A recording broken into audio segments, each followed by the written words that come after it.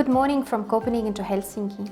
I'm quite sure your heads are already buzzing with innovative ideas because I know that you started bright and early. But I would like to share some innovative ideas with you as well. According to history, engineering emerged in the 1500s, when some specialists started to use mathematics for military fortification. And still, only 2 years ago, the International Engineering Day was created to mark and celebrate the engineering profession. Isn't that thought-provoking? Let me ask you another question. When was the last time you took the responsibility to talk publicly or write about engineering profession's role in our society? So while you're considering your answer, I would like to share my 3 points why I think the organizations representing engineering interest and profession, but also engineers themselves, should speak up during the World Engineering Day, but also during every day. The point number 1 I would like to share with you is that listening to engineers will not happen without engineers raising their voice. It has become obvious, at least for some researchers and politicians, that achieving sustainable development goals without engineering expertise will be a failed mission. Still, I observe an interesting paradox in the recognition of engineering profession. Engineers, like doctors, lawyers, architects, are in the same category of highly educated and prestigious profession. In the organization I represent, we work on promoting engineering know-how in our societies and on engaging engineers sharing their expertise.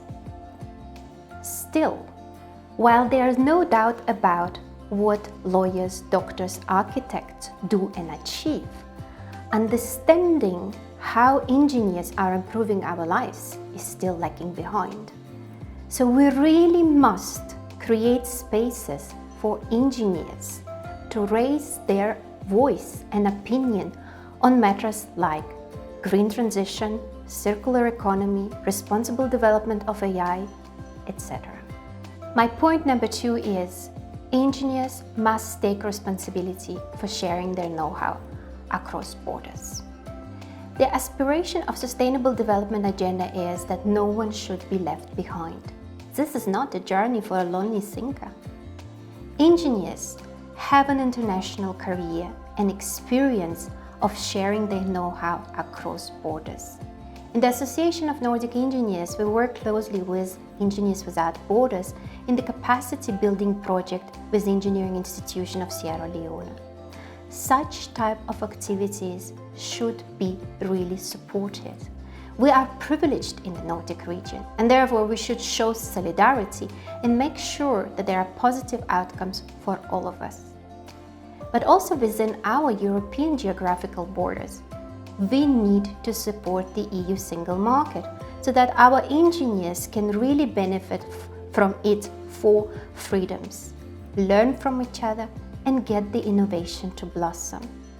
And also, very importantly, we should strive for making sure that engineers' interests are reflected and anchored in the EU industrial strategy. The point number 3 is, without cooperation and engineers, we are lost. It's really not a time for shutting borders and for national navel gazing.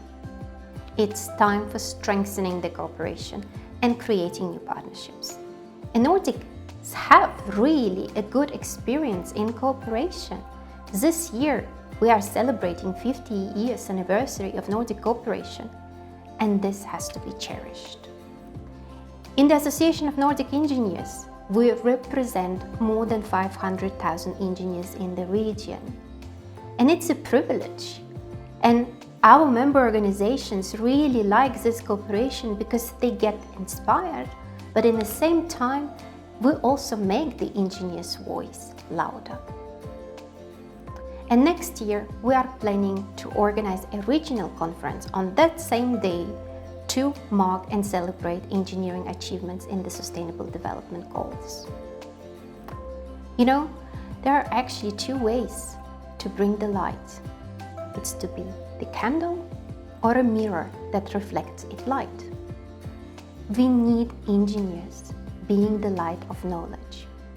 And we need the organizations to be the mirror that reflects its light and brings this light broader. You know, in the beginning of my talk, I asked you a question. When was the last time you talked or wrote about the role of engineering profession? But my question should have been actually different. So when is your next time when you will shed the light on the engineering profession? So I hope to see you next year at our conference. Thank you very much and goodbye.